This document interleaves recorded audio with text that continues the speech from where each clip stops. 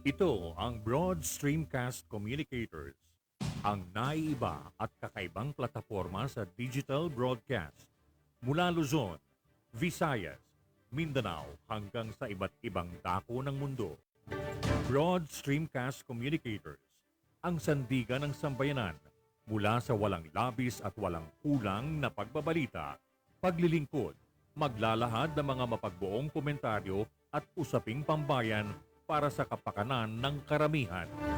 Broad Streamcast Communicators, tuwirang maglilingkod ngayon hanggang sa susunod na henerasyon.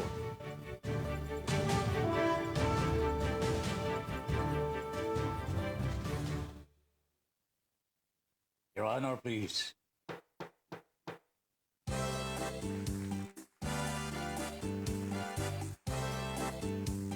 Philippines, Your Honor, please, pakinggan mo reaksyon at komentaryo. Hihimayin ni Ben Paimon ang bawat isyu. Your Honor, please. Mga kurang sa gobyerno, wala siya sinasanto. Mga baho ibibisto, kahit sino. Trabaho lang, walang personalan. Pagkamaan, mabubunggulan. Komentaryo'y makatotohanan. Dito lang malalaman. Sibit pa'y po inyong samahan. Your Honor, please, inyong pakinggan. Mga isyu sa ating bayan, pag-uusapan. Your Honor, please. Problema ng ating bayan, talakayin, pag-usapan, upang maliwanagan ang taong bayan. Your Honor, please. Your Honor, please, pakinggan mo reaksyon at komentaryo. Hihimayin ni Ben Paimon ang bawat isyu. Trabaho lang, walang personalan. Ang tamaan, mabubunggulan.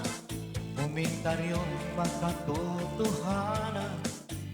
Dito lang malalaman. Sipin pa'y po inyong samahan. Your Honor, please, inyong pakinggan. Mga isyu sa ating bayan, pag-uusapan. Mga isyu sa ating bayan, pag-uusapan. Your Honor, please. Philippines,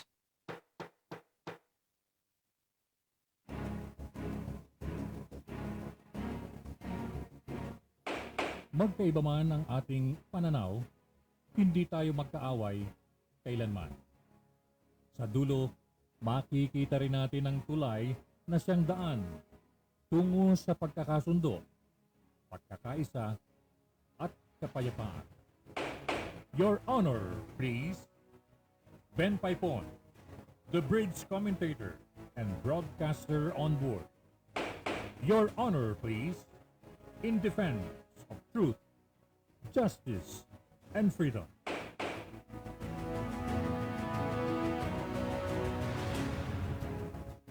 Pilipinas, magandang gabi, Philippines. Good evening.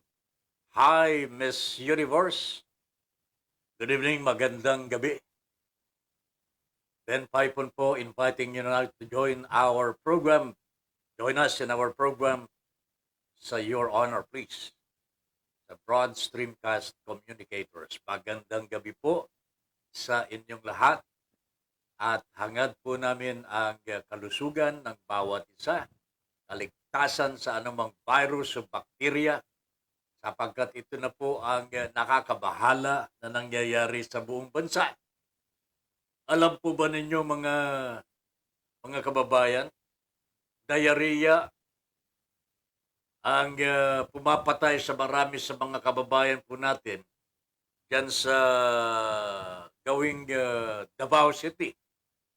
Dengue naman po sa ibang mga lugar. Virus naman po dito sa atin, sa COVID-19 virus naman po sa buong Pilipinas. Meron na naman pong avian flu na darating. Hindi pa rin po namamamatay ang Asian African Swine Fever.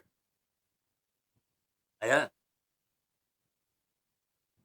Ano pa kayang nakakatakot ho na dadapo dito sa atin? Ha? Ay, nako mga kabayan, medyo ingat-ingat po tayo sapagkat nakakabahala talaga ito. Tingnan po ninyo, dito lamang po sa Tondo, Manila, isa po ang namatay po dyan at 15 po ang na-hospital. Bakit? Simple lamang ho. Meron isang tindera, gusto magtinda, nagtinda po ng luto niya na chicken mommy. Eh syempre ho, chicken mommy yan. Pampainit ng tiyan. Di ba? O anong nangyari? Nangingisay ho yung isa hanggang sa mamatay. 15 po ang nadala sa ospital. Pero hanggang ngayon, hindi po alam ng mga kinukulan ano ang pumatay, ano ang nagkapagpa-hospital sa 15. Pero namatay na po yung isa. Pero itong nakakapagtaka ho, nang ini-interview po yung may-ari ng Chicken Mommy.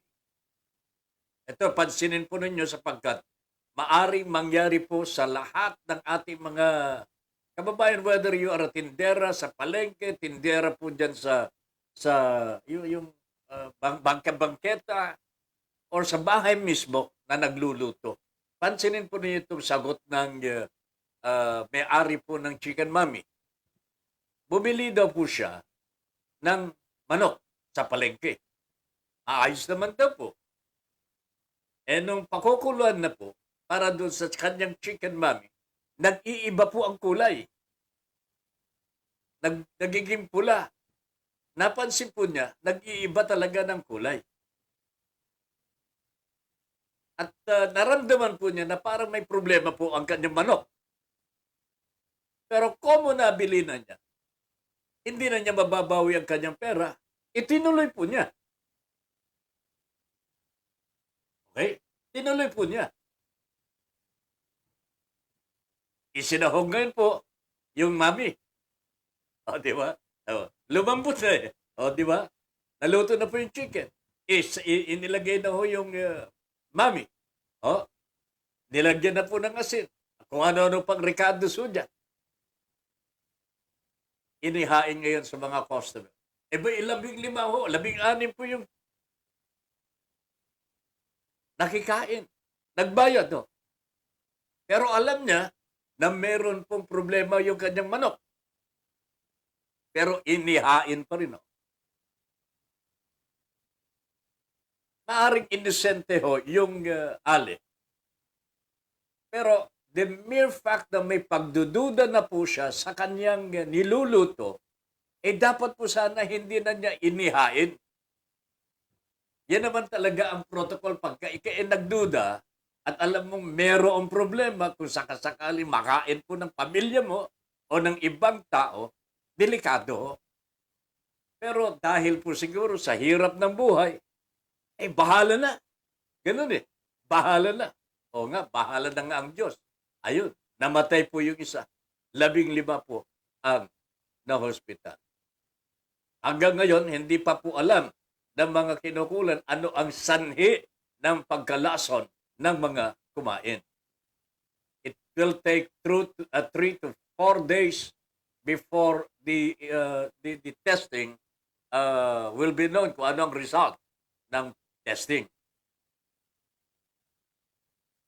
Pero sa tingin ko, mga kababayan, etong diarrhea na pumapatay na ho ng tao dyan sa dyan sa Davao, ito rin po ang nakikita ho natin magiging sanhin ng mga magkakasakit ho dito sa saan ang lugar sapagkat nandyan ho yung mga ihaw-ihaw po sa kalsada. At paborito ho yan ng mga kababayan ho natin. Yung kakilala ko, ang pangalan ho niya, Lynn. Paborito ho niya, isaw. Sabi ko sa kanya, the dirtiest part of the chicken is the isaw. Mabuti kung hinugasan mabuti yan. Di po ba, minsan napatikim po ako ng isaw ho. Yung amoy pa lamang, masansan na ho. Hindi ko malunok. Pero truly ho, mga kababayan, yung isaw na yan, na paborito ng marami, delikado ho yan. Nandyan yung mga germs. Germs ng manok. Hindi naman po namamatay ka agad yan dahil po sa apoy. Kasi there are yung virus, yung germs, bacteria, hindi po mamamatay sa apoy eh. Di ba? So, makaingat po tayo mga kababayan. Lalong-lalo na kung ang niluluto ho para sa inyo, binabayaran po ninyo, hindi po nyo alam kung ito po ay malinis o hindi. Yung bahay mismo ng nagluto po ng chicken mommy po nung suriin po ng mga inspector, health inspectors, talagang yung basura po nasa tabi po ng balde ho, kung saan nandun yung tubig inumin ho yata nila Anak, talaga naman. Yung basura ho nasa tabi lamang. In other words, there is no cleanliness. Kaya nga po nagkakadengge ho tayo. Yung mga kababayan naman po natin sana, wherever you are, pasensya na po kayo ha. Hindi ko kayo pinagagalitan. Pero maawa ho kayo sa inyong pamilya. Please. Maawa ho kayo sa inyong pamilya. Pagka nadapuan si baby ng lamok, nang galing po sa basurahan po ninyo, may isasaoli pa po ba ninyo ang kanyang buhay kung siya po ay kukunin na? Malalaman po ba ninyo na dengue ho yan? Magpapa-hospital ka, meron ka bang pangpa-hospital? Pero kung maglilinis ho tayo ng ating bahay, kaunting gastos lang yan, kaunting sakripisyo lang yan. Maliligtas pa tayo sa mga pagkakasakit. Pero kung hindi ka naglilinis, ma-hospital ang anak mo. Alam mo ba kung anong gagastusin mo sa hospital? Meron ka bang pangpa-hospital? Di maglinis ka na lang. Parang Ricky Tisoy. Parang Ricky. Di maglinis na lamang ho tayo. Wala pa tayong gagastusin sa hospital. Diba? Pero ito ho, mga kababayan. Alaala ho, katulad po doon sa nagluto po ng chicken man. Lalong-lalo na kung alam na po ninyo na mayroong darating na problema, na may napansin kayo, may nakita kayo sa niluluto ninyo, wag na po ninyong itutuloy. Sana ho, magiging patakaran na ninyo sa buhay po yan. Kasi ho, maari magdulot po yan ng pinsala. It could be your own family, it could be your neighbors. Pareho din buhay po ang mga yan di ba? Wag na po ninyong itutuloy. Sapagkat kami man po, sa media industry, meron din po kaming panuntunan na ganyan, When in doubt, don't. Yan po ang protocol ho sa media ho. Pagka hindi ka sigurado sa facts mo, kung may pagdududa ka, wag mo na munang ituloy. Hanapin mo ang katotohanan bago mo ituloy. Wala kang katatakutan kung totoo yang sasabihin mo ninyo. Ganyan din po sa sa pagluluto When in doubt, please don't. Kasi maaaring makapahamak ka mapapahamak ka Pati ikaw, titikim tinitikman mo muna yung pagkain mo Yung niluluto mo, tinitikman mo yan. Di pagkain nauna, hindi mo na makukuha yung pinuhunan mo. Diba? Hindi. Kung matamaan ka ng seryoso, ma-hospital ka, natigop ka doon, mababawi mo ba yung Dahil lamang po sa duda. Please, kaming mga media men responsable, ang panuntunan po namin sa aming profesyon. When in doubt, don't. Okay? Ganyan din po sana sa mga nagluluto ng para sa iba. Pagka may napansin po kayo sa inyong niluluto na hindi tama, o kaya may nakita ko kayong naisama ho, na dapat hindi isama sa niluluto ninyo, medyo mag-isip-isip na ho kayo. Because one of two things could happen. Katulad po niyan, may namatay na hospital. And then the next thing that will happen, pagka napatunayan, negligence ang pagkamatay. Baka kasuhan ka pa. Mabibilanggo ka pa eh. Di ba? Hindi ka nga na hospital, nalungko ka naman, nakulong ka naman. O edi, problema din po. So mga kababayan, ito po, pakiusap lamang po ni Tata Ben para makaiwas po tayo. Ang dami pong nangyayari sa ating bansa sa ngayon. Hindi ko alam kung ito po ay palatandaan.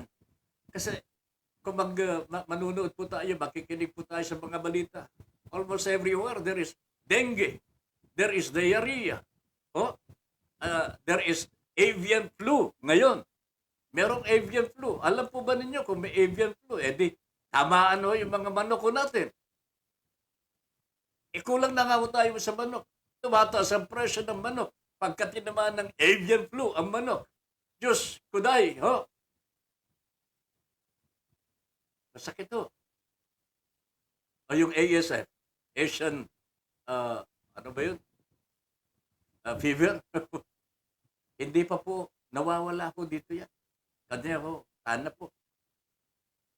Yung mga nandiyan sa Department of Agriculture ngayon,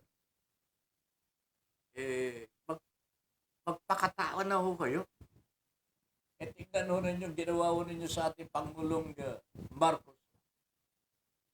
Bakit po ninyo inirekomenda yung Basagana 150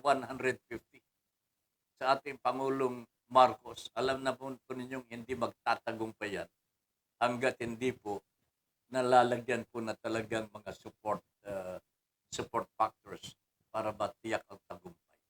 Basagana 99 din was successful in the first few months. Pero in the end, di ba, anong nangyari ho sa Basagana 99? Alam po ng mga talagang nandyan po sa DA yan eh. Ganyan din po, mangyayari po dito sa Basagana 150. Pagka hindi po naayos po. Sana ho, wag natin bibigay sa ating Pangulo or pinapangunahing leader ang mga rekomendasyon na hindi po buo.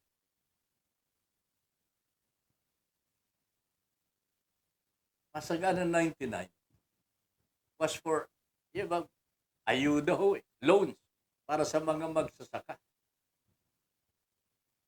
Hindi po malayo ang darating ho niya. Hindi po nagtagumpay. Bakit gagawin ho ngayon? And besides sana ho tignan po ng mga taga-DA. Total kayo na ang nandyan. Parang ministerial head na lamang po ang ating Pangulo eh. Pero kayo ho ang namamahala ho dyan eh. Kayo ho ang magmamando eh. Kasi you have the researchers. Kayo ho ang nakakalam dapat sa ground. Pero kung mali ang ibibigay po ninyong suwestyon sa ating Pangulong Marcos, tiyak ho, mali ang mangyayari sa buhay po natin. And we will see. Titignan ho natin kung tama ang inyong mga rekomendasyon because by Monday, malalaman ho natin ano ang sasabihin ng Pangulong Marcos tungkol dito sa problema po natin sa agrikultura. I am,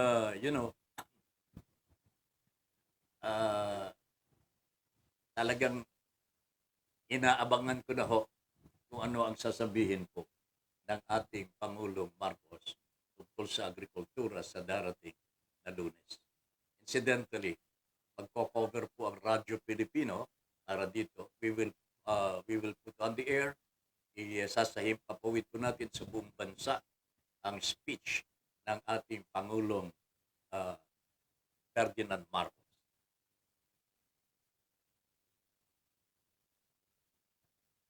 Magandang gabi muna sa mga sumusunod. Chincha Busne and Lilian Gabriel are already watching the program. Magandang gabi po sa inyong dalawa beautiful ladies. Gandang gabi po. Good evening po, Sir Ben, Ma'am Lynn, and to all your viewers and lovers of BSC. God bless. Sabihin po ni Ma'am Chincha Puste.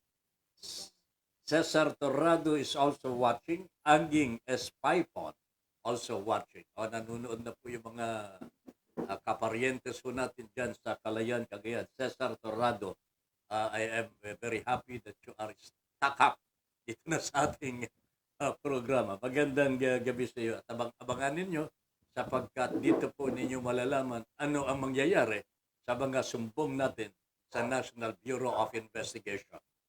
Marami pong pagkilos na nangyayari po ngayon at tuloy-tuloy po ang pagkilos para yung mga biktima ng scam ay mabigyan po ng katarungan. Meron din po mga darating na magpa-file ulit ng panibagong kaso on Tuesday hanggang Wednesday. At tayo po ay sasama sa kanila sa National Bureau of Investigation. Ma'am Angelica, thank you very much muna sapagkat tapos na po yung inaabangan po natin na inaantay ho ng FB para matuloy na po siguro itong stars. Alam mo naman ninyo, yung stars natin, namimiss ko na po yung pagbagsak ng bulalakaw galing po sa kalangitan. Dadapos sa noo ko na walang buhok. Bubukol ng konti. Sa halip na magagalit ako, natutuwa po ako sapagkat star yun eh. Alright. Malapit na ho. Malapit na ito. Abangan nun natin, gagawin na namin, papasyal na po ako sa City Hall para mag-file po ng mayor's permit. Pagka nakuha na po natin yung mayor's permit, isusubitin na po natin yan sa FB at palagay ko naman mabubuksan na po yung pintuan para dumaloy muli ang mga stars. But this is not just a guarantee. But this is a suggestion. Ito po yung nakita ko ng mga kasamahan po natin sa BSC na dapat maggawin. Kanya. Okay. Ito po ang suggestion ni Gino. At tignan po natin. Ginagawa po namin. Katuwang ko namin dito si Ma'am Angelica at si Ma'am Lilian. Okay. Si Sir Gino. Siyempre, nakamasid naman po si Ma'am Jean. Magandang gabi po, Ma'am Jean. Good evening po. So, abangan ninyo mga kaibigan, mga kababayan. Probably, the stars will start falling down again in due time. And thank you very much sa lahat. Nagpupursige na mapaganda rin po ang ating platform. At may taguyod po natin ang kapakanan ng bawat isa, lalo-lalo ng mga nagro-broadcast po dito. At syempre po, kayo na nanonood at nakikinig sa ating platform. Mabuhay po tayong lahat. Okay. Cesar Torrado, good evening. Anging, Paipon, Ed Pausa is watching, Padre. Gandang gabi po sa iyo. Natutuwa ka ngayon, ano? Alright. Good evening, Taben and Miss Lynn. And to all BSC viewers. Yan, si pareng Ed Pausa. And blessed Friday po, Tata Ben. And Miss Universe, stay safe and healthy. More power po to your honor, please. Hello, Salaw family and BSC family. God bless us all. God first, Sherdan, Lilian, Gabriel. Ayan, napakalaki din po ang tulong nito sa ating platform, BSC. Sa mga lahat ng mga pangangailangan, nandyan siya palagi. Norman Escalante, malapit nang dumating ang Agila. Norman, magandang gabi sa iyo. Good evening. Awaiting for your coming. Ang Agila ay darating na. Parang yung mga yung nasa Cardo, yung sa probinsya. Yung Agila pupuntang NBI. Norman, okay. Patas Balita is watching too. Si Ma'am Mercy Ong. Si Angelica Paz. Good evening, ma'am. Ubus ko na yung cake. Inubos ko na kanina. Good evening and happy weekend po to all. And more power to VSC. Sir Ben Paipon, Your Honor, please. Ma'am Lynn, Miss Universe. God bless us always. And stay safe po. Ayan, si Ma'am Angelica Paz. Ricky Tisoy, pray, pray, pray. Sabi ni Ricky Tisoy, tama ho ito mga kababayan. Simple, one word. Oh. Ito po ang kailangan din ho natin para makaiwas po tayo dito sa mga ako talaga.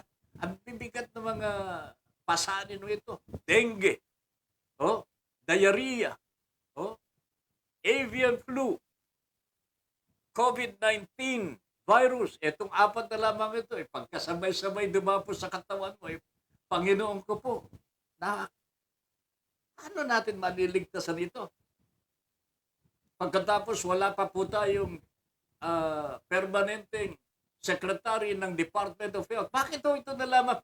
Bakit ito nang naiiwan? Officer in charge ang nakalagay po dyan. Bakit hindi po malagyan ng permanente? Permanenteng secretary of the Department of Health. Samantalang, this is one department na kailangan po ng taong bayan because we are still in pandemic. Bakit po Department of Health? Di po ba? Di ba natin kailangan ito? Di po ba kailangan ng gobyerno ito? Bakit ito nahuhuli? Mabuti pa nga ho yung Bureau of Customs Nagligay po ng bata ho ni Sir Digong. Bata daw ho ni Sir Digong itong si Yogi Filimon Ruiz.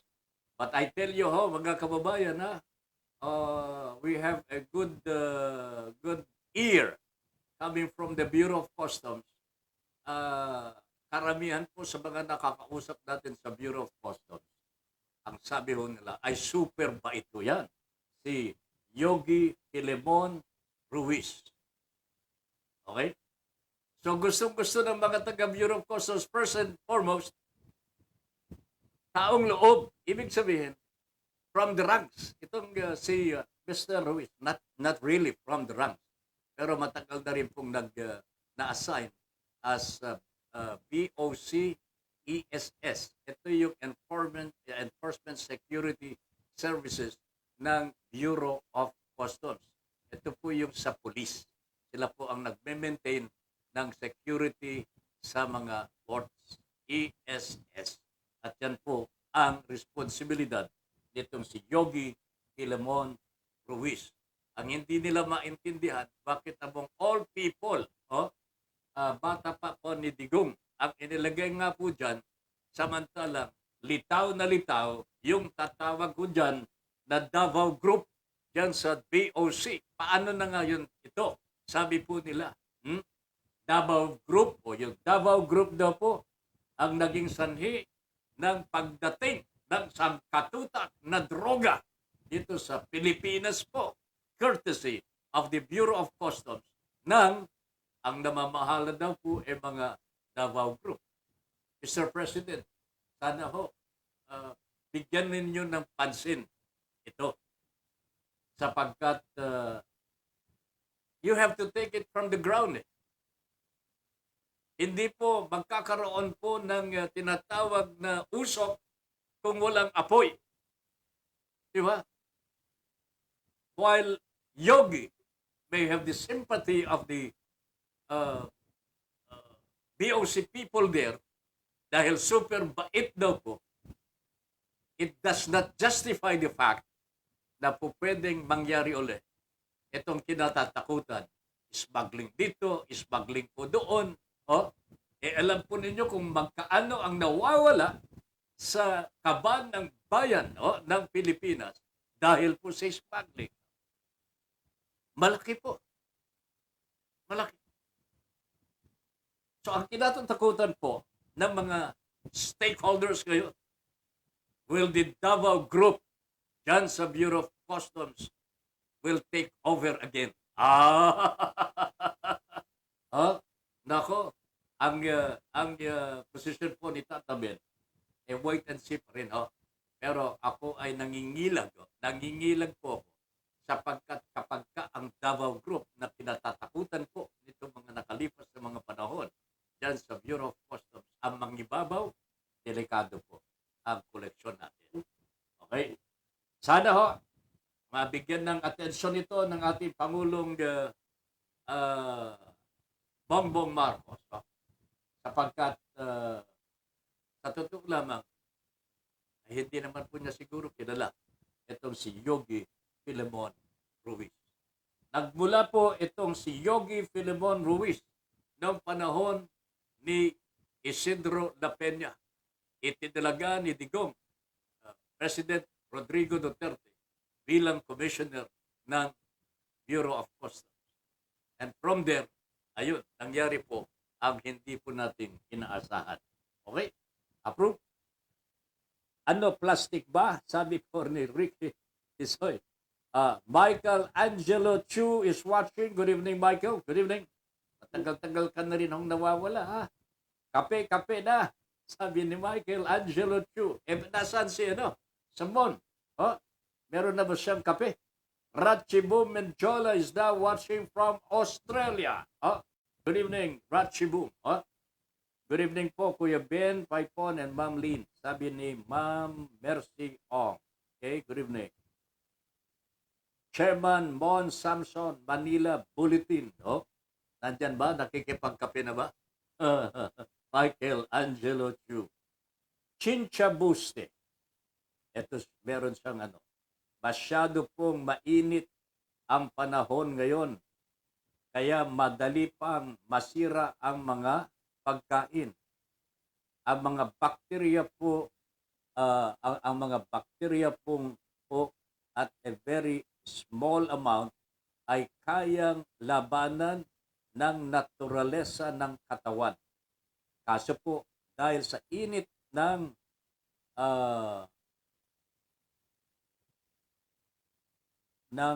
panahon ay dumadami at a certain extent to cause ng pagkakasakit. Tama po ito. Kaya importante po na sa umpisa pa lang ay malinis, sariwa at safe ang mga sangkap at pag-prepare ng pagkain. This is what we are trying to say. Hindi na nga sariwa. Hindi pa malinis ang mga pinagtatantaran ho ninyo. Kukuha ka ng tubig pangsabaw. Natapunan po ng ipot ng manok kasi may manok na katabi. O hindi ba iipot yan? pagka binukaho yung kanilang mga pagpak at magpagpag, mag-exercise po yung manok. Di ba? Dumapo ho dun sa tubig. Pansabaw, patay kang manok. Ay, nako talaga. Pero tingnan mo ninyo, hindi po ba nangyayari ito?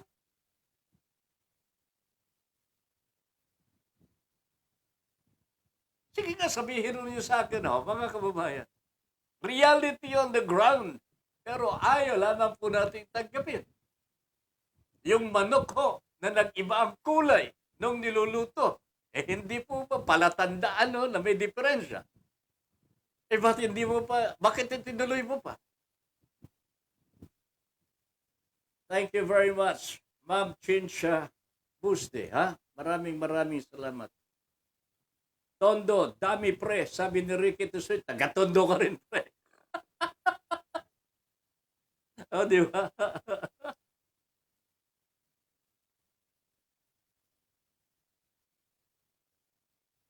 Ayan, partner, si parang Ricky Tusoy, nandyan po sa Tondo talaga.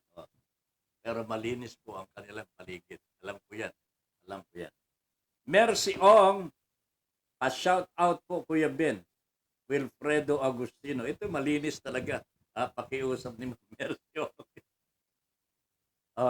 Nanonood ba ito, Ma'am Mercy? Napapanood po ang programa ko natin. Anyway, kung ano man magandang gabi po sa mga Agustino family dyan sa Mindoro. Felix Tambongko is watching. Sir, magandang gabi po. Alam kong hindi po yun first time na manood po sa sa ating programa. Pero kung mamarapatin po sana, ay i-like, i-share at i-follow po natin itong platform po natin, Broad Streamcast Communicator. Salamat po, Mr. Tambong po. Thank you very much. Ed Bausa, may negligence po doon yung nagluto. Kaya maaring liable siya sa naganap na food poisoning sa 15 kataong biktima.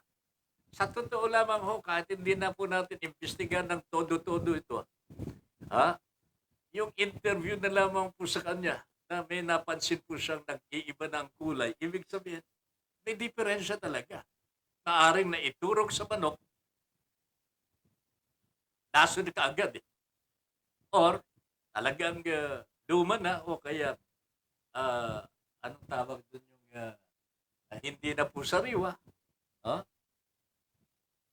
Naaring mangyari. May negligence talaga. May negligence. Pagkatapos sa loob po ng bahay, sa gilid-gilid ng bahay, marumi eh. Ipinakita ko eh. So there is negligence here. Lalo kaya aabangan po natin. Medyo Ed, nakitignan mo nga kung ano ang magiging result ng test na ginawa po ng Department of Health tungkol dito o kaya yung sa Manila City Health Department. Ano ho ang magiging result ng kanilang pagsusuri. Mas mantakin mo, isa ang patay. May namatay. Pagkatapos 15, 16 po yata yung mga na-hospital. Hindi ko alam kung nakalabas na po sa hospital. Okay? Arreglado. Ed Bausa Jr. Dal is watching. Mr. Rufino Pablo Tataping, magandang gabi po. I am very happy, very alert, masigla ang ating mga kababayan from Kalayaan. They're watching the program and they're becoming more interested sa mga napapag-usapan simply because meron din po silang concern sa ngayon. Tataping, magandang gabi po sa iyo. Patas balita, baka luma na ang pagkain serben kasi matumal ngayon, mahina ang bentahan. Yan ang mahirap po dito eh. Mahina ang bentahan, kahit marumi, kahit hindi na po pwedeng ipakain, dahil nabili mo na at kailangan mong ibebenta mo at the expense of the people who will be eating, believing na palalagyan ng laman ang kanyang tiyan.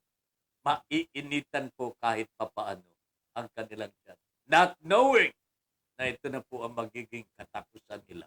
Kawawa naman ho sila. Di ba? Kawawa naman ho.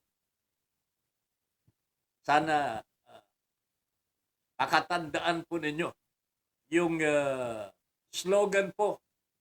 Hindi naman slogan na ano ito. Hindi ko na alam kung ano. Michael, ano bang tawag ho doon? When in doubt, don't. Yan po ang patakaran ho ng mga newsmen ho para yung pagkuha ng mga facts. Alam ni Mon yan. Ano ba yung slogan ba yun? Tawag ho natin dyan. Alright. Good morning, bro, and all of the viewers. Sabi ni Junior Dal. Kuya Ben, sabi ni Ma'am Mercy Ong. Regards po sa Salaw family. Yan, si Ma'am Jean. Yan, good evening daw po, Ma'am Jean. Rachibo Medjola. Kung hindi marunong maglinis, huwag mag-anak ng walang madengge. Yan ang mahirap na ngayon. May restrictions na, pati sa mga anak ko ninyo.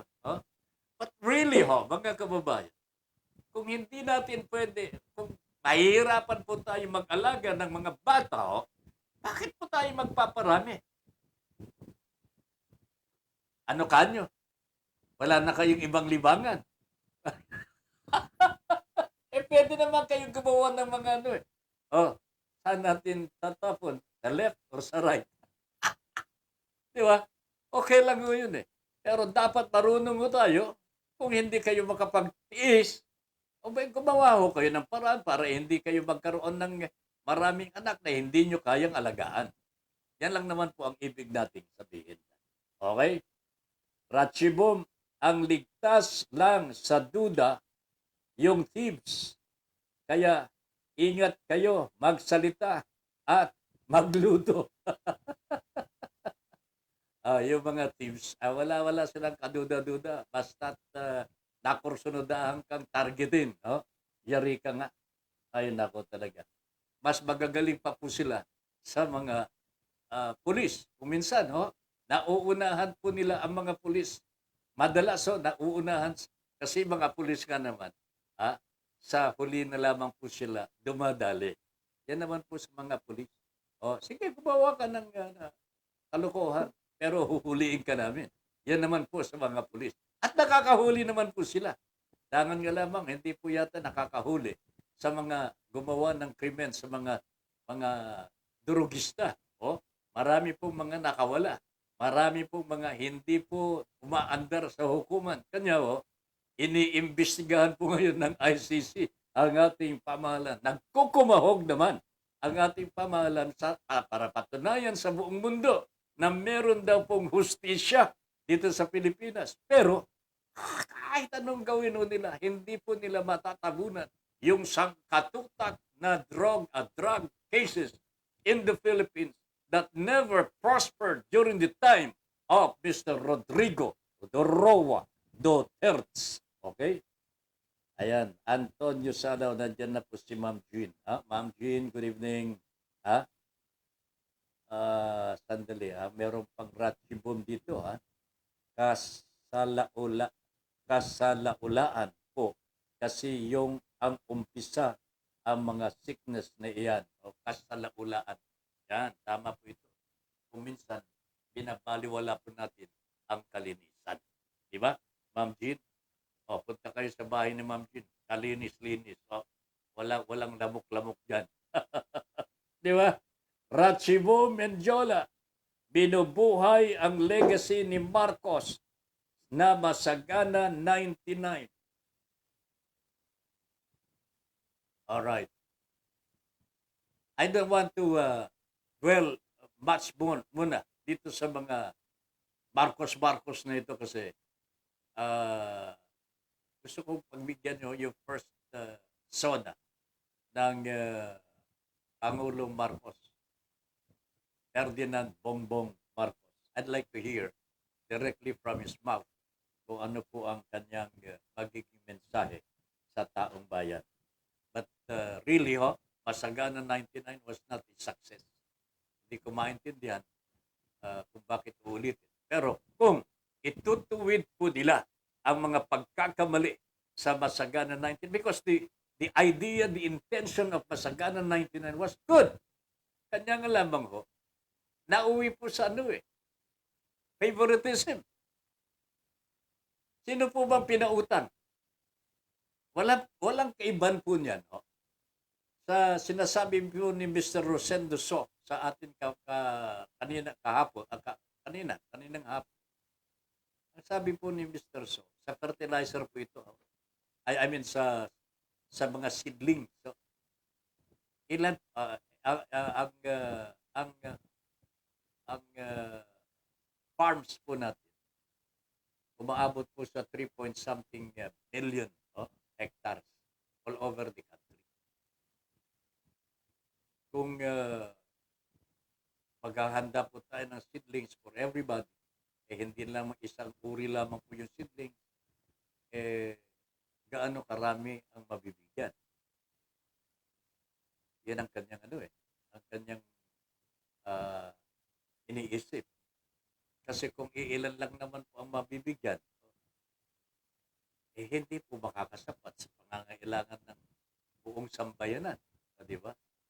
Maaring magtagumpay po sa iilan, pero ang kabuuan ng bansang Pilipinas ay maghihirap pa rin. Masasabi po niyang tagumpay po yan. In other words, the moral of the lesson here is the project should be holistic. Kailangan isaalang-alang yung mga makikinabang. Isaalang-alang po yung sapat na seedlings para sa mga magsasaka all over the country. Kung hindi po lahat ng kailangan, walang favoritism. Di ba? Hindi lang naman po seedlings ang kailangan mo dito. Kailangan mo ang fertilizer. Kailangan mo ng pesticide. O saan mo kukunin yung mga pera para dyan? At gaano karami po ang mga farms, gaano kalaking ektarya ang ating aatupagin para ma-maintain natin yung supply ng palay o kaya bigas. It is not just a matter of, magbasangga na 99 na ho tayo, magbasangga na 150 na ho tayo, gawin po natin 150 hectares ang harvest sa isang ektarya. Wow! Hindi na po 99. Kasi noong panahon ni Marcos, 99. Kaya ang tawag po dyan, masagana 99. Ngayon daw po 150. Kaya po ba yan? Kung ganito ang pagplaplano ho. Ha? Piece by piece. Panginoon ko ho. Paanong irigasyon ho ninyo? How is the irrigation in the country today? Yun po ba ay natutugunan? Yan po ba ay nababanggit? Alam po ninyo, irigasyon ho mga kababayan. Ang laki-laki ng pera dyan. Ang dami-daming loans dyan, mga kababayan. That probably hindi po nagagamit. Pero nagpa-pile up ho doon sa debt natin. Foreign debt.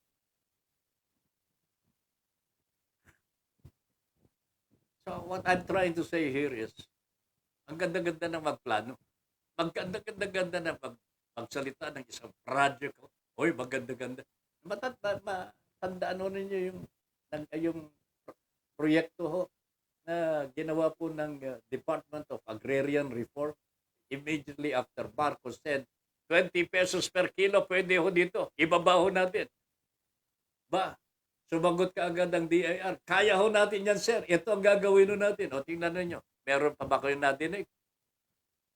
O, yung nagpanukala nun, nasaan na ho siya? Gusto pala malagay ho ulit. O, nasaan na ho? Hindi ko na alam. Ay, Panginoon ko po. Ano bang nangyayari ho?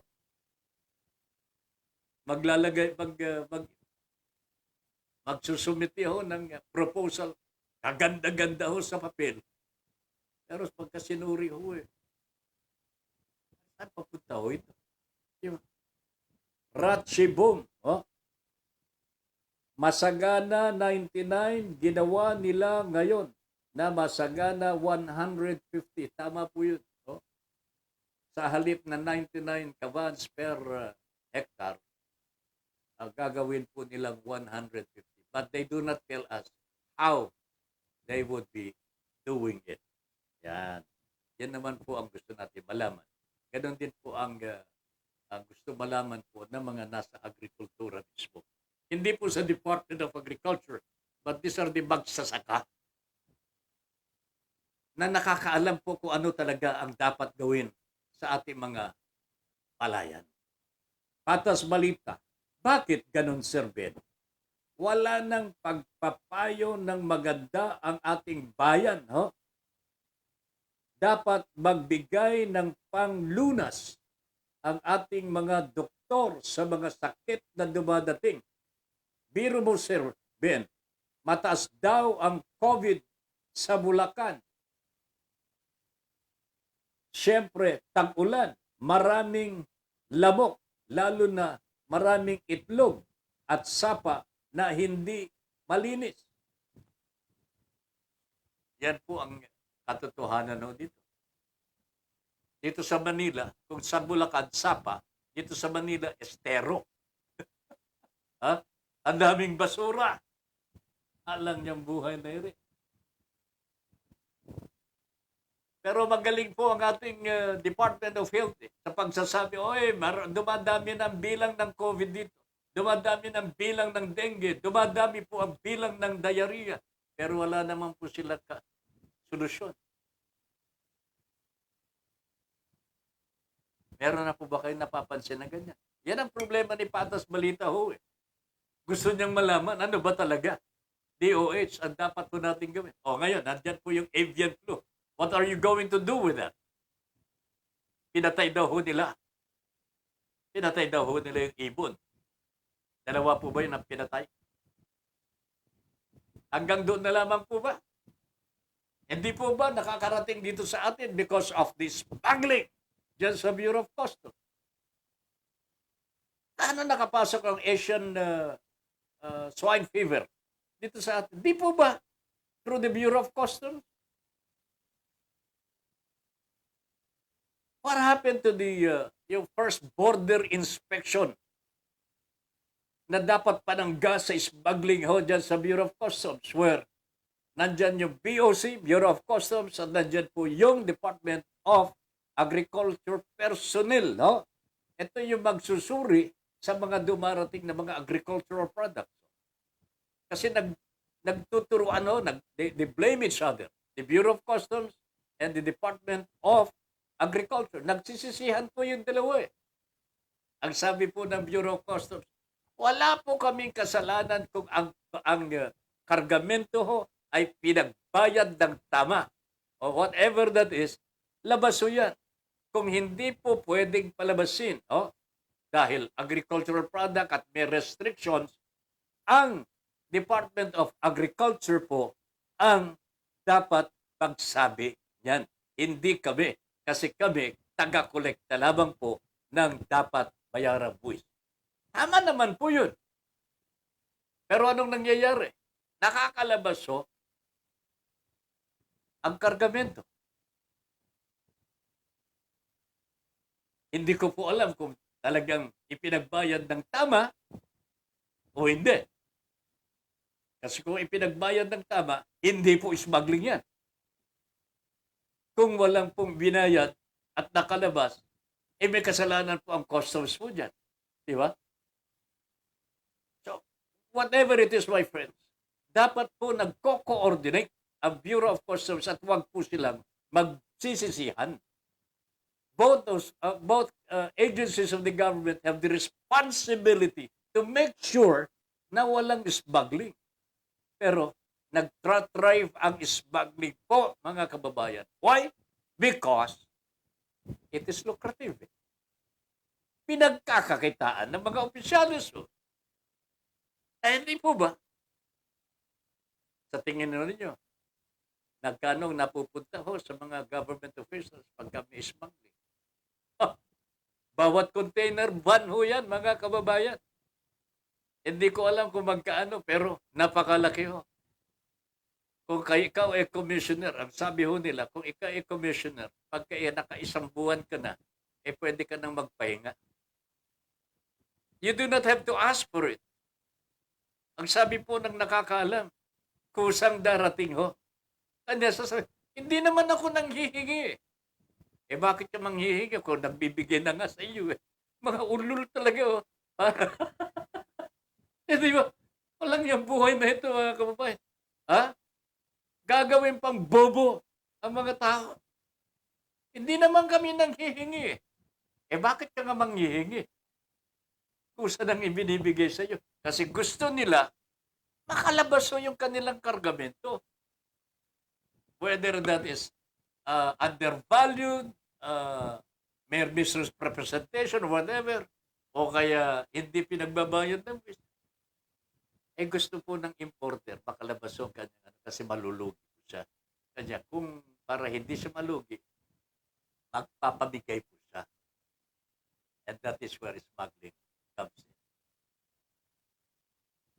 Masagana po ang buhay ng mga tao ho ng Department of Agriculture at tagapamahala ng Bureau of Customs. Whether they accept this or not, sana ho magkaroon ng lifestyle check sa lahat. Pero over and above that, sana ho yung first border patrol, yung first border inspection ay isagawa na ho kasi ito po ang pananggalang sa malawakang smuggling sa Bureau of Customs. Okay? Ricky Tisoy, pre. Mabuhay. Ed, pare. Ayan, Mel Rodelio Militante is watching. Mon Samson, Manila Bulletin. Nandyan na si paring Mon. Mon Samson ng Manila Bulletin. watching na po siya. Good evening, sir. Magandang gabi po. Santing Santi Santos. Ang ganda naman ng pangalan no, SSS. Di na makahanap ng tamang sekretary sa DOH dahil sa sobrang kapal ng mukha ni Duque. Kailangan makahanap sila ng makapagbabago ng impresyon ng tao sa DOH. Ay, ang ganda naman pala ang sinabi po ni Santing Santi Santos. Holy, holy, holy to. Partner, magandang gabi sa inyo. Huh? Good evening. Tama ho ito. Huh? Bakit po Department of Health ang wala pang secretary? Bakit OIC? Oh? Ano bang meron dyan sa DOH? Sabagay ho. DOH ang pinaka-controversial ho, na departamento sa panahon ni Mr. Digong. Hindi ko maintindihan kung bakit sinalo ni Digong itong si Duque samantalang ang daming controversial issues laban sa kanya. Pati yung sa Pharmaly. Can you imagine 42 billion budgeted po para sa DOH to spend for the pandemic? Ibinigay lamang po sa PBM para ibigay sa Pharmaly. Nakaibigan po ng mga taga-Malacanang. Wow, my friends, really? Tignan ho ninyo. O hanggang ngayon, wala nang nangyari ho. Tapos na ho yung Pharmaly issue. Where is the 42 billion now? Ayun, nakita ninyo yung mga mamahaling kotse ng mga magkakapatid na Dargani. Matutuwa po ba kayo, mga kababayan, na sila po ay nagpapayaman samantalang ang mga Pilipino ay namamatay sa chicken mommy? Chicken mommy! Ikinamamatay ho natin. Panginoon ko po, ano ba ito? Ihaw-ihaw na isaw. Yan pong nababagay sa mga Pilipino. Courtesy of this administration or the past administration. Disparity ho. Yan ho, pagkakaiba. Super yaman, super hirap. Maria Dolores Santos. Madaling intindihin po yan. Bata ni Duterte ang inupo. Di tuloy ang ligaya ng Davao Group. So, this is it. Litaw na litaw po yung Davao Group panahon po ni Pangulong Rodrigo Duterte. Hindi po sinasabi kung sino po sa mga taga Davao ang nangingibabaw. Suffice it to say, it is the Davao Group. At wala pong makapalag ho. Naniwala ho kayo, walang makapalag ho. Pagka sinabing labas mo na yan, tapos na.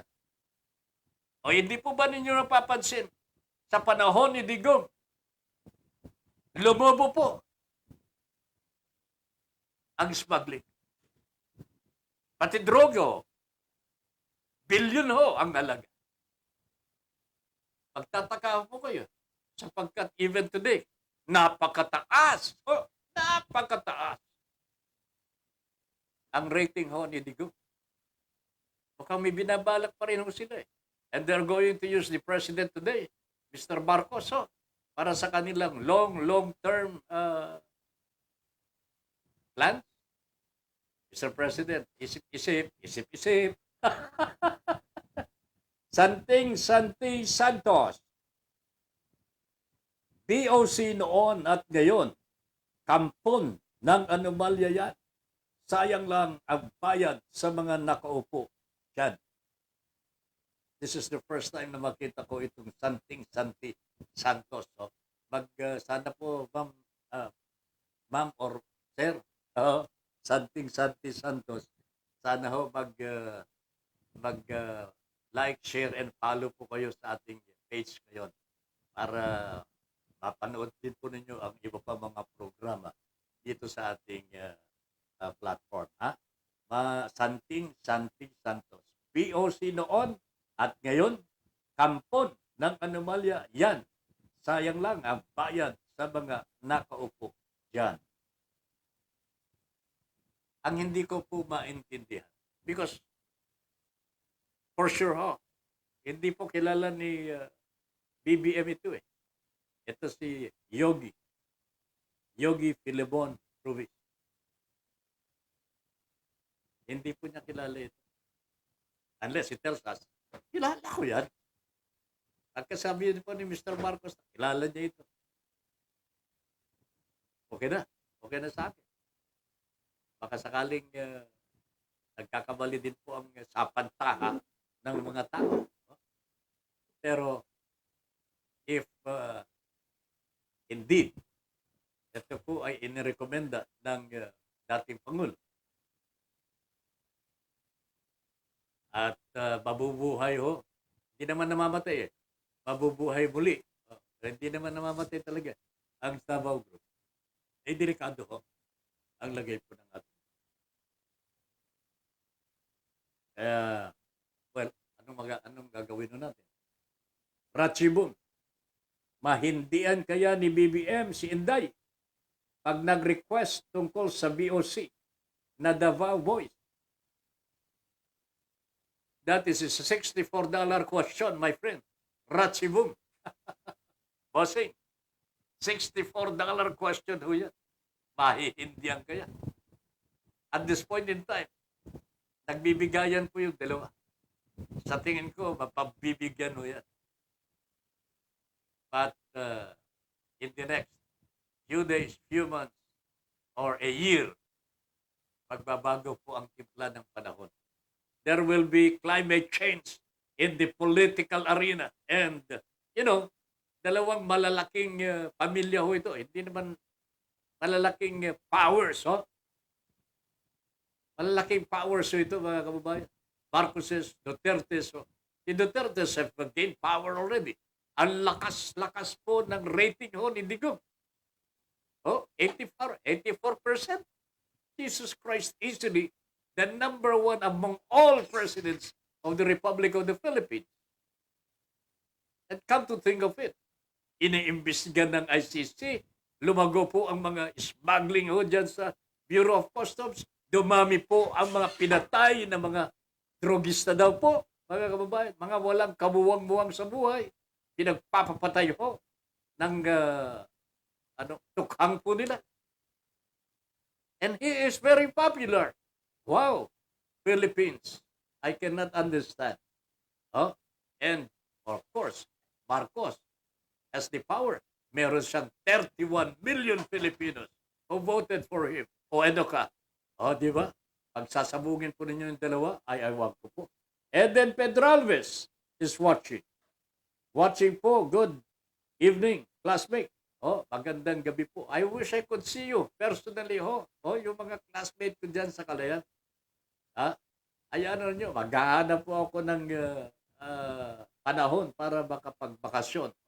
Baka makasama po tayo sa mga kapatid natin pag sila po ay nagbakasyon. Watching po. Good evening, classmate. Buddy Bernardino, my friend from London. Nandiyan ka na ba sa London po, partner? Buddy Bernardino is watching. Good evening, my friend. Taga-Radyo Pilipino din po ito. Mel Rodelio Militante. Maayong gabi, tatabin. Usab sa mga nananaw sa imong programa, Your Honor, please. Ano ba na salita ito, Mel? Mer Etna Lakse is watching. Mer Escalante. Ayan. Mer, good evening. Ikita tayo, Ratchibug. Salmonella po iyon. Nangyayari yan sa di-fresh na food. Naparami po siguro yung salmonella, Masyado ng luma, masyado ng bilasa, masyado ng, anong tawag doon? Yung hindi na fresh talaga. Kaya tama ho yun, nagbabago ang kulay na eh. Pero itinuloy pa rin, When in doubt, don't. Okay? Salmonella. Yan din po ang nasa loob na yata ng Pansit Canton. ay pinagbabawal ho ng ibang mga bansa. Pero dito nakita ko na wala naman daw po ganyan. Oh. Anyway, merci Ong. Na-share ko po sa kanya, kuya. Aba, okay. Thank you very much. Nerly Escalante is watching. Good evening, ba? Oh, ready ka na ba? Kasbu? Okay. Mon Naral is watching. Mon, magandang gabi sa iyo. Good morning dyan sa Canada. Oh, good morning. Ito'y kapitbahay ko nung araw dyan sa Valenzuela. Ronnie C. Claro is watching. Good evening. Ronnie? Mayong gabi tatabin. Kumusta? Ariko Subong sa Bacolod City Smile. Wow. I wish I could understand. Oh, Ilocanuhin mo nga, partner. Elisa Malibiran is watching. Mel, we must prove ourselves worthy of our fellow citizens' faith. Uy, ang ganda nito, ha? We must be trusted to always place the public's good above our own and to always choose fairness over favoritism. What else can I say, my friend Mel Rodelio Militante? Ho. In whatever we do, ito dapat ang panuntunan natin. Ho? After all, love is defined as the other. Ho? It is not yourself, it is not myself that is so important. May importante po yung kapwa.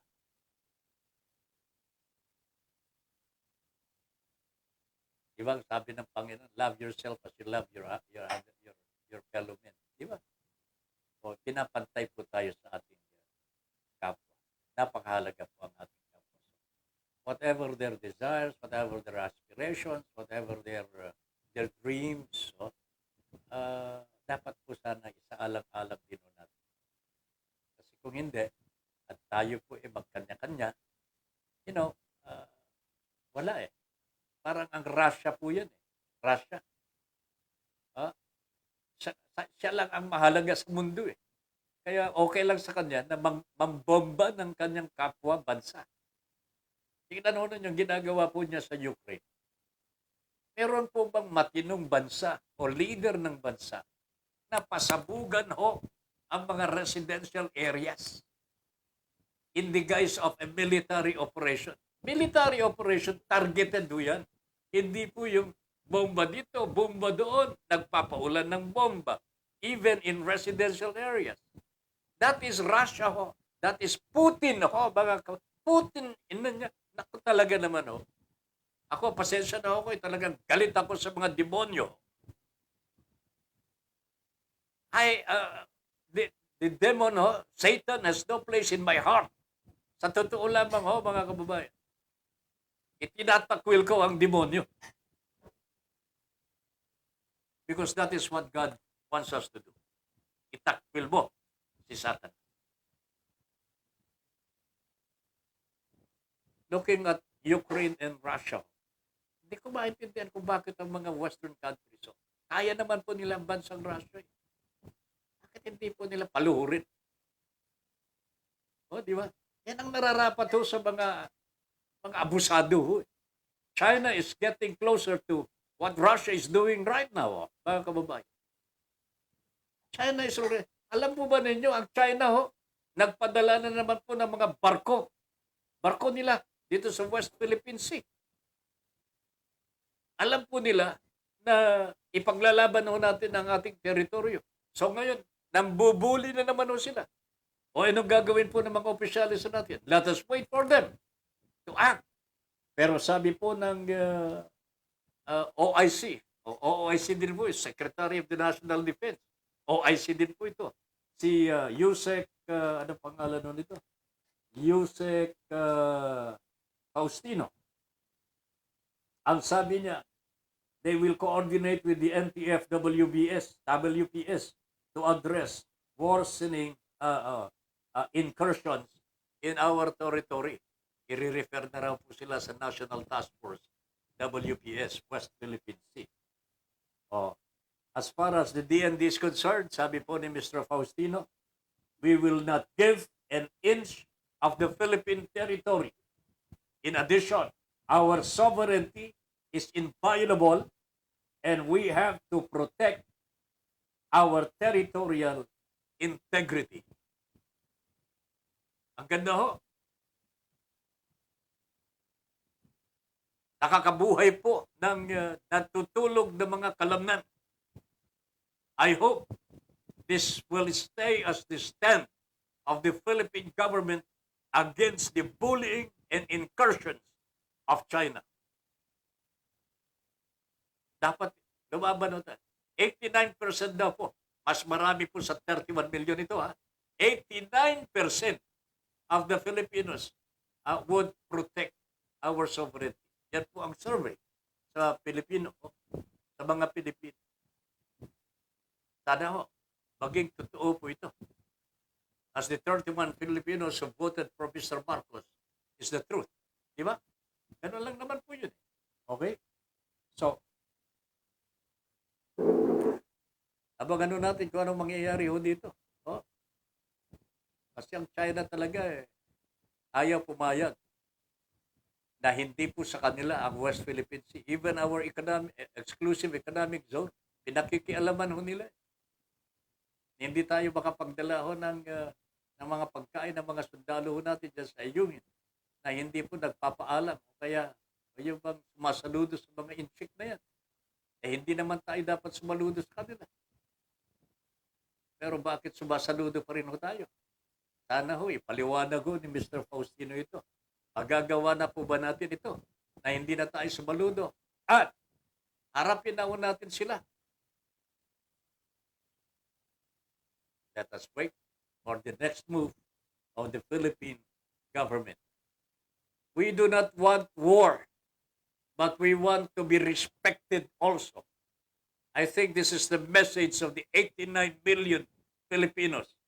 And how to do that is the problem of our government na ituro po o kaya sabihin po sa mga inchik, you have to respect us also for us to respect you. Ganun lang naman po yun. Di ba? Okay? We must prove ourselves worthy of our Filipinos fellow citizens' worth or faith, sabi ni Mel. Ay, nabasa na natin ito. We must be trusted to always place the public's good above our own and to always choose fairness over favoritism. Ganda. Elisa Malibiran. Gandang gabi po, Sir Ben Paipon, Ma'am Lynn, Miss Universe BSC family, at sa mga taga-subaybay ng Your Honor, please. Good evening, Ma'am Elisa. Mabuhay tayo, paring Soiti. Ayan, Soiti. Ratchibum, Menjola. Obsolete na mga alam ni Duque. Hindi naman ata magseseminar yan every year overseas for advancement and updates.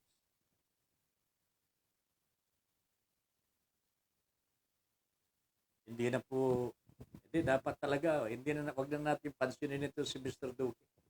We have to look for another Secretary of the Department of Health. Madam Rosario Vergere has been doing good during the pandemic. She is the OIC today. I have no complete knowledge of her academic work experience. Kanya ipinaubayo ko talaga sa ating Pangulo kung ano po ang nararapat ko dito sa Department of Health. Pero dapat po nilang maintindihan na ito po ang pangunahing kailangan ng ating bansa po ngayon. We are under attack by almost all kinds of dangerous diseases. Nabanggit ko po kanina, nandyan pa rin po yung COVID virus, di ba? Hindi po nawawala. Ilan? 2,000 ang bilang po ng active cases po ngayon. 2,000, let me see, 800 plus. 2,800 plus. 2,828 new COVID cases. Active tally ho, 22,000 207. Not much, not big, pero nandyan. Di ba? Nandyan pa rin, no? Pero idagdag mo yung dengue. Ang dami nang namamatay, ho. Nandyan yung avian flu ngayon lang. Oh, sumusulpot. Pero matagal na hong nandyan yan. Nandyan po yung diarrhea. Nandyan yung chicken mommy. Oh. Na magiging, ha? Alam po na. Aywan ko kung kayo po matutuwa pa po na magbakasakali na yung bibilihin po nyo sa karinderya malinis. This is the immediate effect of this. Oh. Yung mga nasa karinderya, nagtitinda po sa karinderya, apektado po ang kanilang paninda. So anong dapat gawin natin dito? Maybe, yung mga nagtitinda yung mga karinderya, gumawa din po kayo ng organisasyon po ninyo at siguraduhin na yung ibebenta ho ninyo sa inyong mga kapitbahay na sa paligid doon ninyo malinis. At huwag ninyong payagan yung tindera na sa laula. Will that not be fine? Hindi po ba maganda ho yan? Ha? Pero alam po ninyo, ang pagbubuo ng isang organisasyon, kung minsan po, ay magastos din po. Kanya I don't think this will prosper. Ha? Pero kung merong party list po dyan na makaisip po ng kagandahan in the long run ng isang organisasyon ng mga magtitinda ho sa bangketa, palagay ko ho mga kababayan, party list to ito. Naisip ni Tata Ben Paipon, ano kaya, ako na lang kaya. Panginoon ko po, salbahe talaga si Tata Ben. Hindi nakakahindi si Marcos Jr. kay Inday Sara. Tandaan ninyo yan. Sabi po ni Rachi Boom Menjola, I will not ask why anymore. Rachi Boom. Hindi ko tatanungin kung bakit. The reason is obvious din ho. Siguro, the reason is obvious. Sa ngayon ho, I doubt it kung kayang magtigasan ho ng dalawang panig sa ngayon. Pero talagay ko ho, darating ang panahon, hindi natin alam. Pero kung sa ikabubuti ng ating bayan, kailangan ipagdasalo natin na hindi po darating sa ganitong yugto na magkakahiwalay ang dalawang pwersa na ito. Di ba? Ano sa tingin ninyo kung magkahiwalay? Ano ang mangyayari? Sige nga, mag-post ka kayo, mag-comment nga ho kayo. Anong mangyayari kung sila po ay magkakahiwalay sa maagang panahon? O yan, sige nga. Guluhin nga po ninyo, mga kautakan ninyo. Chincha Buste, basta ako ho, mga kababayan. I am all for giving BBM. This 100 days, kailangan nun niya ito eh. Kailangan tulungan nun natin ito. Whether we believe in his win or not, siya na po ang deklarado na Pangulo ng Republika ng Pilipinas. And yung support and cooperation of the Filipino people is a must. Para makaangat-angat naman po sana tayo. Diba? Pero it's always a must also for all Filipinos to be vigilant. Kailangan maging magpagbatsyag din po tayo sapagkat any pagkakamali po muli sa ngayon will bring in more disaster. Maniwala po kayo. Yan ang mangyayari. Lilian Gabriel, Chincha Buste are watching. Good evening po to both of you. Based on public perception, the Bureau of Customs, BOC, until now has been viewed as the most corrupt agency in government.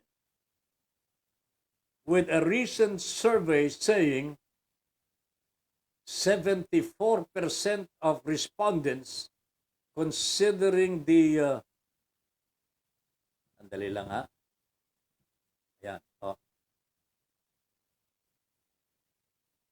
Considering the extent of corruption in the Bureau to be large, 24% perceived the level to be small, and 1% had no opinion. And corruption in the Bureau of Customs is not limited to smuggling. Marami hong nangyayari ho dyan talaga. Pero ito sana ho, tinignan po ng mabuti ng ating Pangulong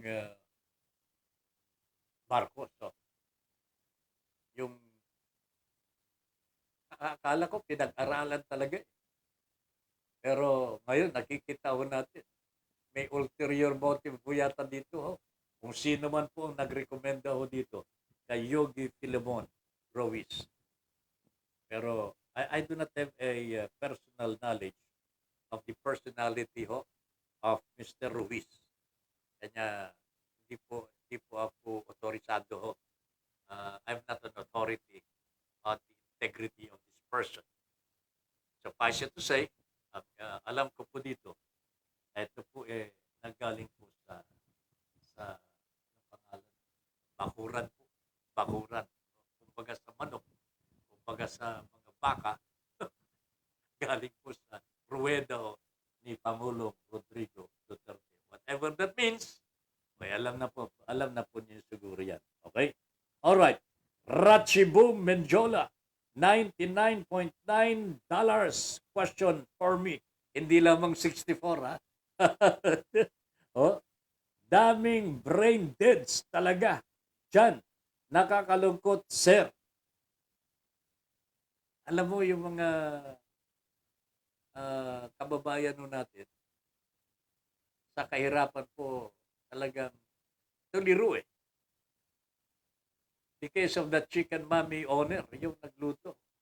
Alam na po niya, napansin na po niya na mayroong diferensya ang kanyang niluluto. Inuloy pa rin. So, tignan ho ninyo ang nangyari. Maybe this is an isolated case, pero may mga nangyayari po sa ibang lugar eh. Nagkakadayariya ho yung iba because of lutong bangketa. O, di ba? The same thing eh. Nauulit-ulit po eh.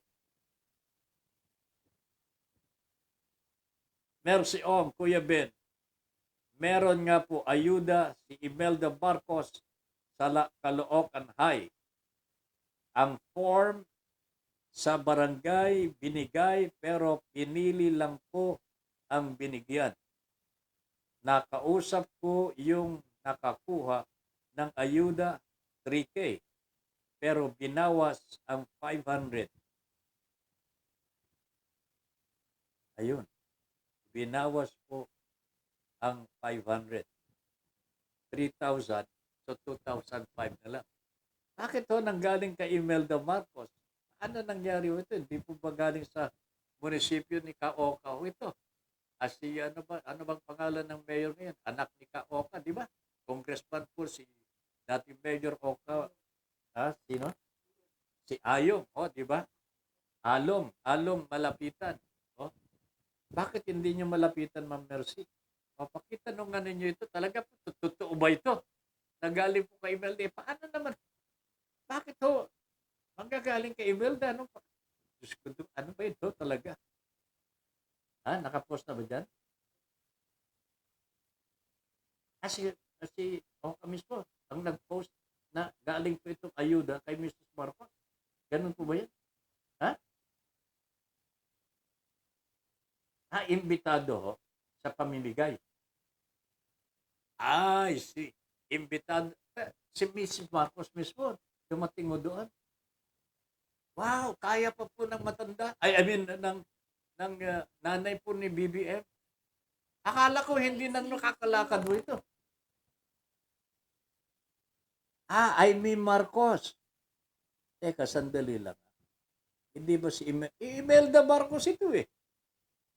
Hindi. Bali ang chismis po ni Ma'am Mercy. Kaya ito, dapat to talaga. Tingnan ninyo. Sinusuri ho natin. When in doubt, don't. So, si Amy Marcos pala ang nagpunta ho dyan. Ayan. Hindi po si Ma'am Imelda kasi alam ko po medyo mahina na ho ito eh. Oh, kaya nga hindi po makulong-kulong ito eh because of age. Di ba? Ma'am Mercy, pakit-check mo yung yung details mo. Mel Rodelio Militante. That's the language of Cebuanos. So, okay. Tignan nga natin itong ano to. Kasama si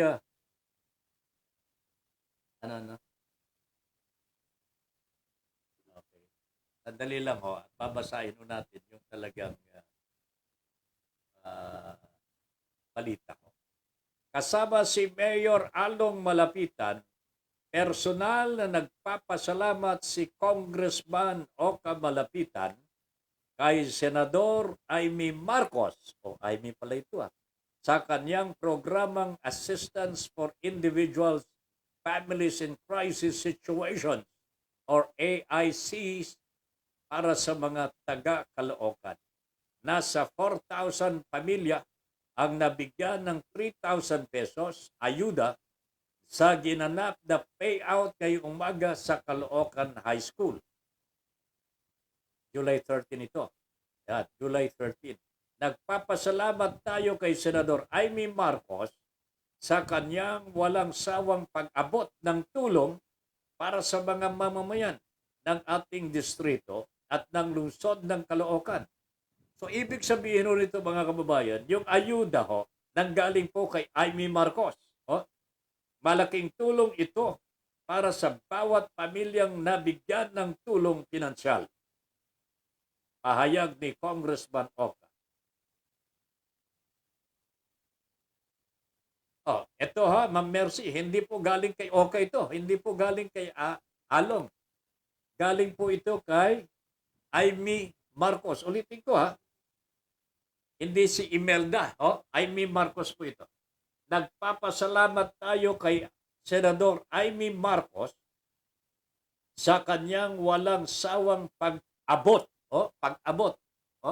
Pagbigay ng tulong 3,000 pesos. O 4,000 ba? 3,000. Para sa mga mamamayan ng ating distrito at ng lungsod ng Caloocan. The money came from Amy Marcos. Tanong natin dito, saan ang galing yung ipinamigay ni Mrs. Amy Marcos? Ayan, nakita ninyo.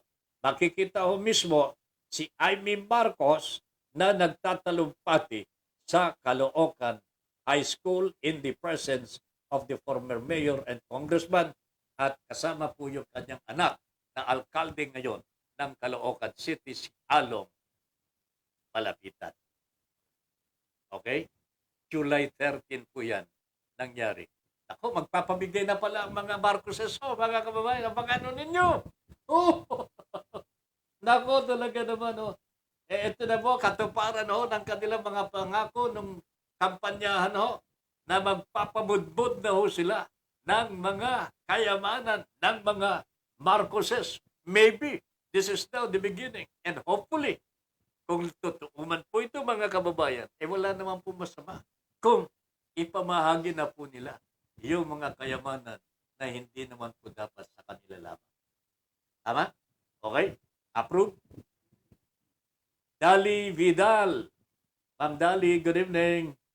Blessed evening po, Sir Tata Ben and Ma'am Lynn and to all viewers. Ma'am Dali, good evening. Jam. Si Mang Ferdi, good evening. Rachibo Menjola. Putin is sick in the head. Hindi lamang sick in the head. Satanas yan. Sorry kung sino man po ang mga kaibigan at mga kapanalig ng demonyong ito mga kababayan. I have no regard for him anymore because of what he did in Ukraine. Specifically, Ukraine. Hanggang ngayon binubomba po niya ang Ukraine. Maglilimang buwan na mga kababayan. Can you imagine? Talagang almost completely ruined ang Ukraine na po ngayon because of Putin. Talaga. Ratchibum, may magagalit pag kumontra sa China. Di ba? Meron. Pero tignan ho natin, magagaling po ang mga pumalit ho kay Digong, di ba? Ang stand po nila, protect every inch of our sovereignty and protect the integrity of our territory. That is what the DND, Department of National Defense, is telling the Filipino people. Kabaliktaran nito sa stand ng foreign policy ni Mr. Digong nung siya po ay nanunungkulan. And this makes me, may pag-asa pa. May pag-asa. Well, sabi ni Mel, what else is new? Ever since I can remember, the Bureau of Customs is a place where corruption is the rule rather than the exception. It's a culture that was introduced by the Spanish colonial rulers. Siguro rulers po itong karugtong nito. Ayan. Yan. Tama. The Americans improved it and the Filipinos made it a part of their daily lives. Totohanan po ito. After the Americans left. Indeed, after 409 years under colonial rule, corruption is embedded into the Filipino psyche. Corruption is a part and parcel now of our system. It has become a habit. It has become a part and parcel of our system, our body. Unfortunately, kung hindi po natin matanggal ito, yung pagkagahaman, yung pagkamakasarili, wala tayong maasahan talaga.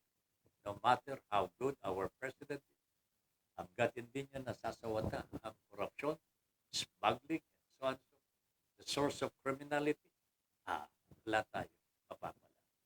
No matter how good the SONA may be, pagkatapos po ng SONA, pagkatapos po ng speech, back to normal ho tayo, back to corruption, back to smuggling, and back to criminal activities. What else is new?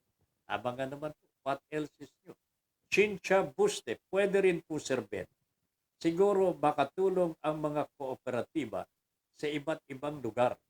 May mga former cooperatives na pwede nilang makuhanan ng mga fresh farm produce sa murang halaga. Alam po ninyo, that is the purpose of the cooperatives. Para malabanan po ang middlemen, nagpapataas ng presyo ng mga bilihin. Cooperatives, dito po itatabak sana ang mga supplies, raw materials coming from the different areas na locally produced. Dito sa kooperatiba ngayon, dito bibili ang ating mga kababayan. Ang ganda ho ng konsepto ng mga kooperatiba. And probably, cooperative could be very useful sa mga karinderya ho natin. Hindi po magsusolo yung mga nagtitinda ng pagkain po sa mga bangketa. Meron silang kooperatiba na mamahala sa lahat. Financially, kalinisan, and so on and so forth. Kooperatiba po ang mamamahala. Kaganda-ganda po sana ang magiging sistema po dito. Kanya nga lang, napakahirap po gawin sapagkat forming an organization entails a lot of work, sacrifices, and so on. So, sometimes napakabuti na po ang intention mo kapag hihinalaan ka pa ng angwarta. And that spoils your desire to help. Nakalulungkot ho, mga kababayan. Pero there are good people with good intentions, pero pagka napaghinalaan, kasi onion skin sila hindi nila matanggap yung bashing, hindi nila matanggap yung panlalait, kasi hindi naman po nila gawain yan. Oh. Pero dahil po demonyo ang mga katabiho nila, demonyo po ang kanilang kasalamuha in the face of an angel. Oh. Ayun, hindi po nila masisikmura po yung kanilang nadidinig. Kanya, umaatras po. And this is our problem. Ito po ang problema. Unlike mga party lists, ay, nako, yung mga tagapamahala ng mga yan, wala naman po silang iniintindi ho. They do not, they are not concerned about their beneficiaries. So, kung sino po dapat ang kanilang paglingkuran. Ang sa kanila ho, sarili kapakanan. Ay, nako. Pwede rin po, sir, sabi ni Ma'am Cynthia Buste, Ratchibom, opo, the reason is very, very obvious. But who is the boss? Yan po ang problema ho natin. Sino makakatiis? It is not surprising then that the Philippine government is deeply immersed in corruption. From the top down to the lowest levels of the bureaucracy and the government agencies where corruption is most prevalent are the two highest revenue generating agencies, the Bureau of Internal Revenue and the Bureau of Customs.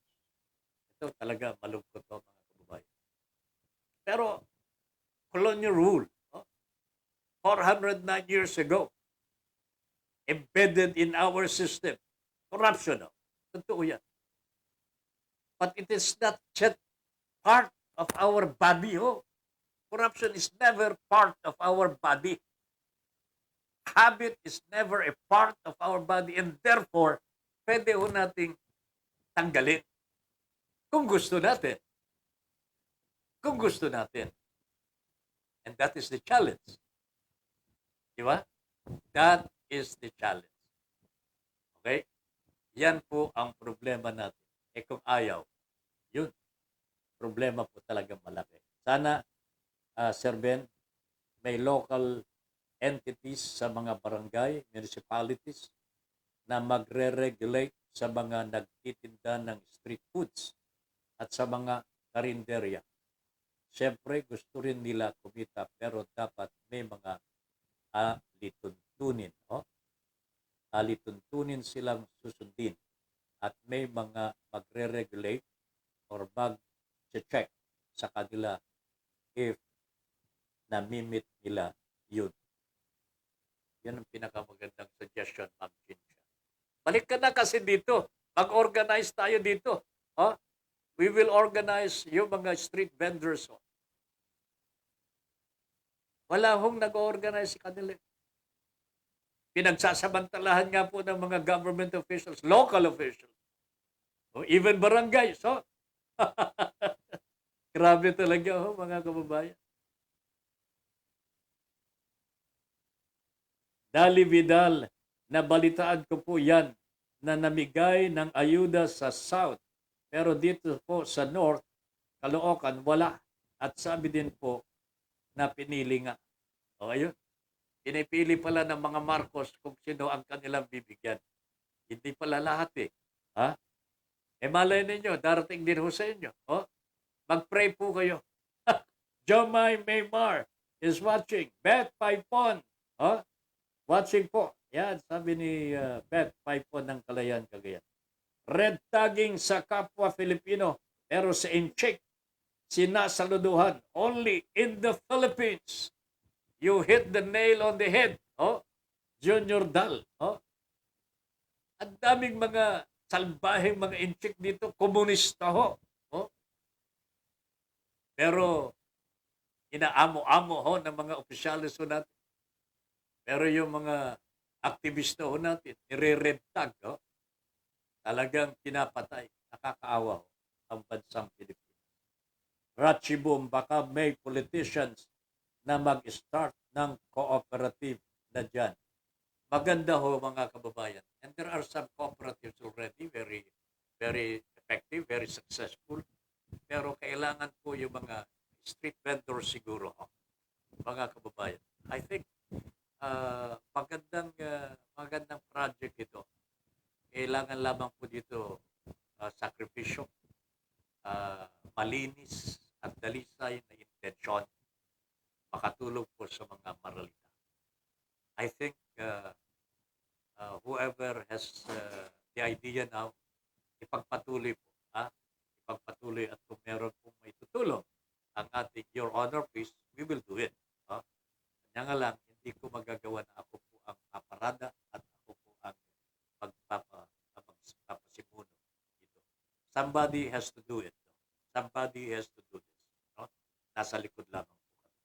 Okay? When it comes to charitable giving, you have probably seen the words, every little bit helps. And that is true because every donation, no matter how small, can make a difference to those in need. Ang ganda ho nito, mga kababayan. So, mamaya ho, alas 10, after this program, and we are about to say goodbye. Pero not totally because meron pong susunod. At ito po ang ating dapat sundan, yung programa po ni Brother Mar Rodriguez po, Our Daily Bread. Ito naman po ang palaman natin sa ating spiritual life. Okay? Abangan ninyo alas 10 hanggang alas 10:30 right after our program. Okay? Alright. Wala na po tayong oras po sa kabuuan ng ating programa. Maraming salamat po sa lahat ng mga nag-contribute ng kanilang comments. I appreciate it very much. Napakalaman. Napakaganda. Ma'am Chincha, thank you very much. Mel, maraming. Ratchibum, thank you very much. And all the rest. Maraming salamat po sa inyo. Hanggang Lunes po, where we shall have the first soda of the President. We will see you then. Sa hapon, alas 3, and then sa gabi, alas 8 ng gabi. Ben Paipon po, nagsasabing thank you very much for allowing us into your homes and for giving us the privilege to be of service to you. Good night, everybody.